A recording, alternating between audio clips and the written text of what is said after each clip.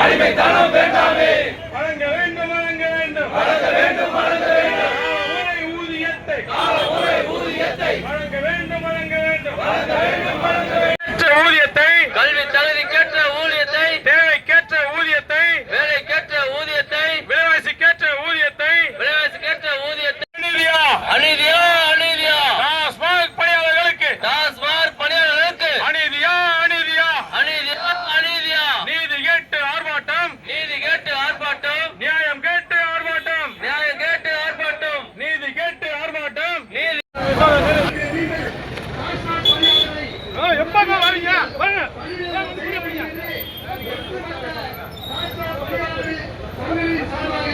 பணியோடு கேட்டுக்கொள்ள இந்த போராட்டம் 2 நாட்களுக்குள் முடிவுக்கு வந்தார்கள். நம்முடைய முடிவை உடனடியாக பணிநிறுத்தம் செய்துவிட்டோம் என்கின்ற இனிப்பான செய்தியை நாங்கள் கேட்டு ஓய்வூதியம் என்கிற ஒரு ஓட்டை, உழைப்பிற்கு கிடைக்கிற ஊதியமும் உழைப்பிற்கு பிறகு கிடைக்கிற ஓய்வூதியமும் டாஸ்மாக் பணியாளர்களுடைய நீண்ட நாள் கோரிக்கைகளை தமிழக அரசு உடனடியாக நிறைவேற்றிட வலியுறுத்தி டாஸ்மாக் பணியாளர்கள் தொழிற்சங்கங்களின் கூட்டு நடவடிக்கை குழு சார்பாக நடைபெற்றது.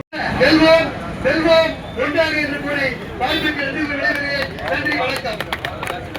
போராட்டத்தை நடத்துகின்ற பொழுது உங்களுக்கு உறுதுணையாக நாங்களும் வீதியில் இறங்கி போராடுவோம் என்கிற செய்தியை தமிழக அரசுடைய கவனத்திற்கு அனுப்பிவிட்டுதான் நாங்கள் உங்களிடத்தில் வந்திருக்கிறோம். அந்த வகையிலே 17ஆம் தேதிக்குள் ஒரு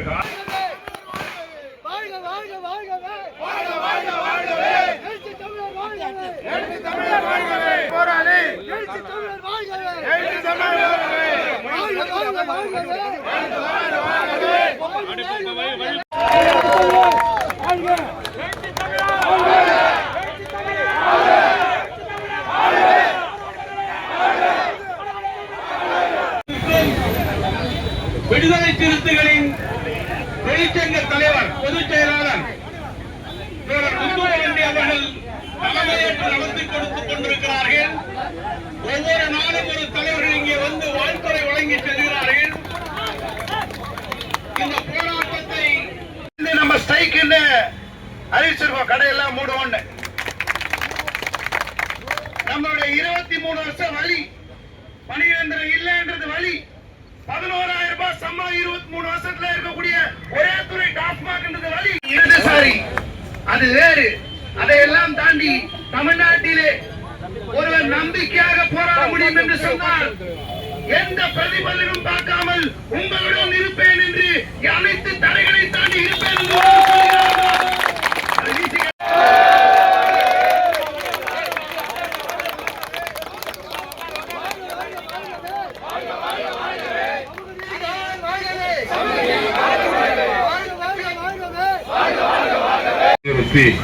அறிக்கை வெளியிட்டிருக்கிறோம். கம்யூனிஸ்ட் கட்சி, இந்திய கம்யூனிஸ்ட் கட்சி, சிபிஐஎம்எல் மற்றும் விடுதலை சிறுத்தைகள் கட்சி, காங்கிரசும் கையெழுத்திட்டு இருக்கிறது. 5 கட்சிகளை சார்ந்த தலைவர்கள் அலட்சியப்படுத்துவது ஏற்புடையதல்ல. எனவே மாண்புமிகு முதல்வர் அவர்கள் இந்த கோரிக்கையை கனிவோடு பரிசீலிக்க வேண்டும். 10ஓடு 11ஆக இவர்களும் போராடுகிறார்கள், போராடி பார்த்துவிட்டு வேலைக்கு திரும்பி விடுவார்கள் என்று கருதாமல் இந்த கோரிக்கையில் உள்ள நியாயத்தை உணர்ந்து ஜனநாயக பூர்வமான கோரிக்கைகள்